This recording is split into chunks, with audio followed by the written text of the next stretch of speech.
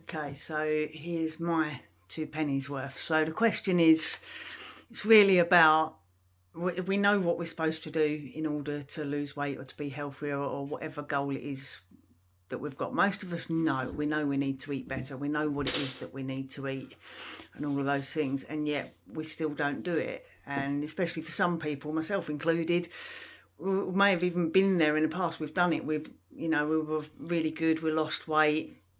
Everything was going well. We even thought, this is actually, it's quite easy. You just don't eat that stuff, and you don't, and everything's kind of in sync and going well. And then for whatever reason, it kind of starts to fall apart a bit, and you think, I've got to get back on track. I've got to get back into it, and you just can't. There's something there that just won't let you get back on that track that you were on. And it's not because you don't know how to do it. You do know, and you've done it in the past. So it's what is it that's within that stops that from happening. And my opinion, professional opinion, if you like, on that is it's not a discipline issue. It's not about being lazy. It's not about can't be bothered. It's not about making excuses or whatever. It kind of is, but there's deeper rooted things that are going on that put you in that position. So three things that I want to talk about. Three things I want to talk about. First one is overwhelm. So this is the biggest thing. If you're finding it hard to get back on track and you just can't get into it, I would put good money on it that you are suffering from overwhelm. You've got a lot of stuff going on. Maybe you're trying to deal with kids or elderly parents or both of that, stressful job, or maybe unsociable working hours, all of these kinds of things that come into overwhelm. So whatever that is, whether it's work, whether it's kids, whether it's family and relationships, it could be just trying to get all the housework done, trying to make sure the house looks nice, because when your mum comes round and it doesn't look nice, she has a go at you and says, why, what have you been up to, love, or whatever. It might be that you're trying to study as well as work, as well as look after kids. You might have animals to look after, all of these things. So all of that can then come into overwhelm. And when we get overwhelmed, we shut down and we look for ways to just kind of do this. Just leave me alone, don't. So we've got to try and deal with that overwhelm. And there's different ways that we can deal with it. So the first thing is planning and having a look at your week and your day and seeing where that overwhelm is coming from, and is there anything you can do about that. So look at your non-negotiables. What are the things that have to be done, whether it's going to work, whether it's getting the kids off to school, getting the shopping, whatever it is. What are the non-negotiables? What are the things that you have to do, that you have to get done? Then start to look at what are the things that you want to do, but they're not essential. And it could be things like taking the kids to their clubs. So kids don't have to go to clubs. We all want them to go to clubs and we want them to have rich and fulfilled lives, but they don't have to go to clubs.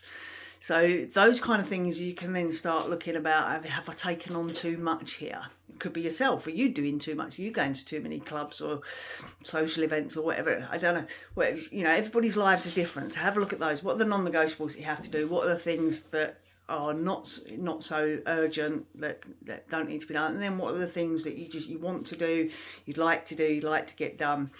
And try and look at how you fit those in. You may fit, when you start to look at that, you may see that actually there aren't enough hours in the day to do this. So if there literally aren't enough hours in the day to do it, you're going to be suffering from overwhelm. So something's got to go. So look at eliminating things potentially. What could go? What doesn't need to be happening? What can you get rid of? Can you reschedule something? Can you put something on hold? Whatever that is, okay? Delegate, ask for help. So again, whether this is at home, whether it's in your work life or wherever, is there something that somebody else could be doing, someone else could be helping you with? Is it something that you're struggling with that you could ask for help? So maybe like if you're studying and you just can't get your head around this subject and you're just sitting there, and every night you come down and you sit there and you just go, oh, can you ring up a tutor somewhere and say, look, give me a hand with this, talk to me for a minute, just make that call, go through that process. Just stop going through that same thing every night or every time you sit down to look at the study. You know, where can you reach out for support and make sure that you're getting that support? So those are the first bits. The next bit is to, if you can't dissipate that overwhelm, then you need to process it. Okay, so if you look at your life and literally nothing can change, everything is that has to happen, it all has to be like this, which is rarely the case. So have another look. But if it genuinely is, then you need to process that overwhelm so that it's not getting on top of you. All of those things. So that could be things like meditating. It could be things like reflections and journals. It could be that you pick up the phone and you talk to friends and family and just spew it out, get it off your chest. It could be counselling, whatever it is. You need some outlet to get rid of that.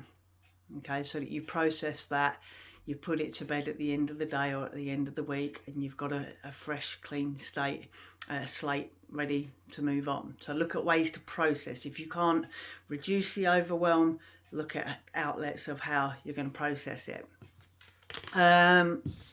So that, I think that's point number one, so overwhelm, and that is the biggest thing. That is, to me, it's the number one reason why you're not looking out for you, is because you're overwhelmed with everything else and you just haven't got time to think about yourself.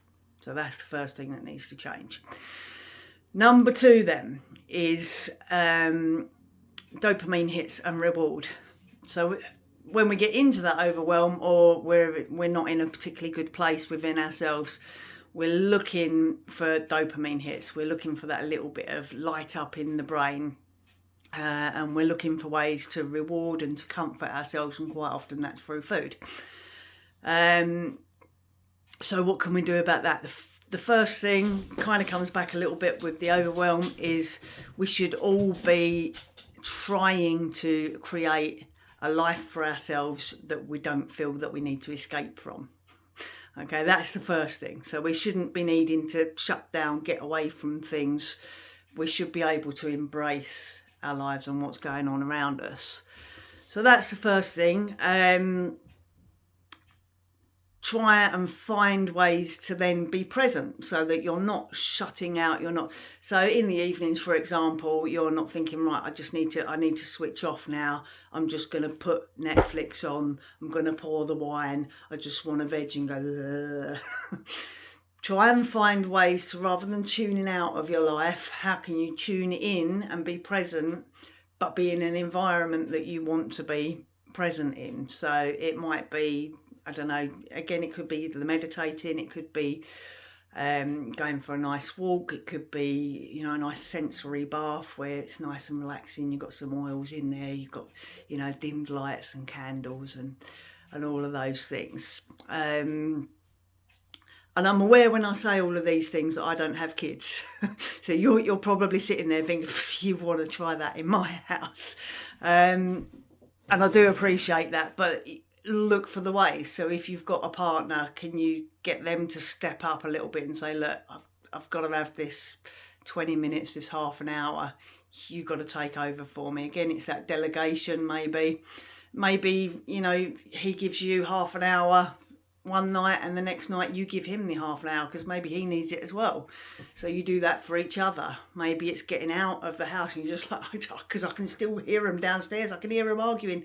Maybe you need to get out of the house and just go for a little walk, go and sit on the park bench and just, find a little bit of zen that way. So look at other ways that you can get dopamine. It can be talking to friends and family, so it might just be picking up the phone and having a bit of a natter. And I would always encourage picking up the phone rather than going on your Facebook and all of those kind of, it's not the same connection. So face to face is best. If we can't do face to face, as we often can't, if we're, it's the evening and we're trying to get kids settled down and stuff like that, then can you pick up the phone 10-15 minutes? How was your day? Oh Jesus, it was shit. And just get that off the chest. Have someone, give you a bit of empathy, empathise with them, and maybe you'll feel a little bit better coming out of that. And then if we're still looking for the dopamine hit, we're still looking for that, how can you get that outside of food? What else could you do? Because that's why you're going to the cupboard for the chocolate, and it's why one bit of chocolate isn't enough and you need all of the chocolate, because you're just trying to make yourself feel better.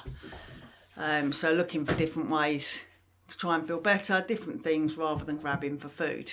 And then back to what I said at the beginning, try and create a life that you don't need to go looking for those dopamine hits. Try and create a life where the life is the dopamine hit, rather than you're kind of shutting out of life and going elsewhere for that.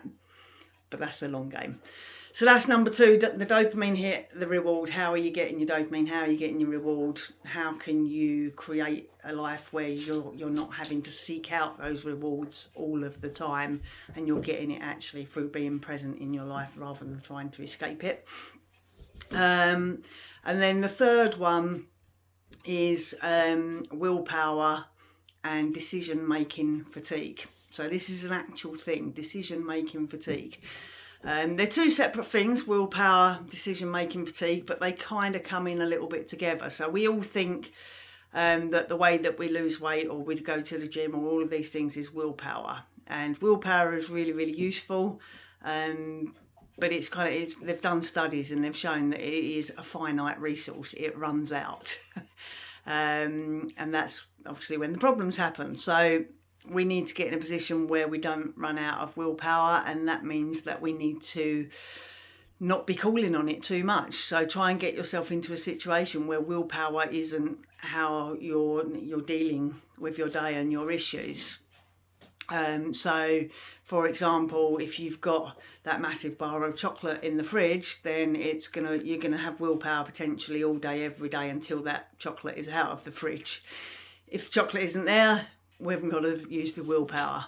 So look at ways that you can change what's happening in your life so that you're not having to resist things, you're not having to hold back from things. And it comes into your willpower, gets used up, it gets fatigued. So when you're using willpower, it can be in something completely different, which can then impact the bar of chocolate. So if you're all day at work struggling really hard not to punch your boss in the face, then you're going to come home and you've been like this, going, I'm going to get the sack in a minute because I'm going to say something, I'm going to do something, I really am.